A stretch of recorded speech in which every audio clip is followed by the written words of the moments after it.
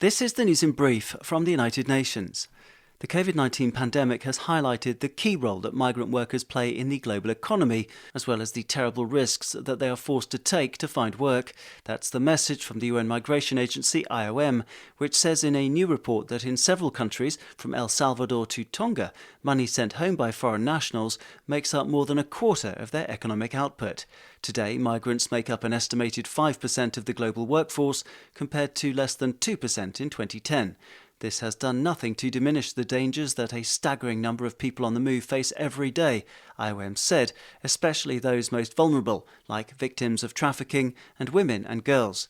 The UN agency highlighted that the increasing demand for migrant labour is clear in developing and developed economies, including the UK, where foreign doctors make up 33% of the total. This reliance on foreign healthcare workers is similar in other high-income countries, including the United States, Germany, France, Spain and Italy. Of more than 80 countries that feature in IOM's Global Migration Indicators report, only around 30 have a defined national migration strategy. To help migrants seeking work and better opportunities, IOM urged more countries to promote legal pathways for them, along with protection measures to tackle smuggling and trafficking networks. Some good news from the Democratic Republic of the Congo now, where a deadly Ebola outbreak has been declared officially over in the country's northeast. Welcoming the news, the World Health Organization WHO noted that the October outbreak was the second in North Kivu province this year.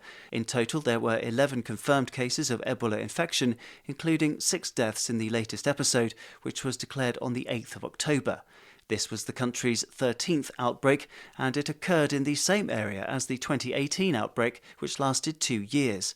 WHO said that the swift response of the authorities in deploying contact tracing teams and in supporting testing and disease surveillance had proved effective in containing the outbreak in Beni. The UN agency's role included sending experts, supplies and funds to help contain the outbreak. Nearly 70 million people in the Near East and North Africa region went hungry in 2020, a rise of more than 90% since the year 2000, the UN Food and Agriculture Agency FAO said on Thursday. The UN agency explained in a new report that the situation has been triggered by protracted crises, social unrest and exposure to multiple shocks, including conflict, poverty, inequality, climate change, scant natural resources and the economic fallout from COVID-19. Data from the FAO's latest Food Security and Nutrition Regional Overview showed that nearly one-third of the region's population, or 141 million people, experienced moderate or severe food insecurity last year, which is an increase of more than 10 million from 2019. Conflicts continue to be one of the leading causes of a lack of food in the region, affecting more than 53 million people, a figure which is 6 times higher than in non-conflict countries. FAO's report found that in 2020, 5% of children under 5 were stunted and nearly 8% suffered wasting. To tackle the problem, the UN agency is promoting sustainable food systems from field to table.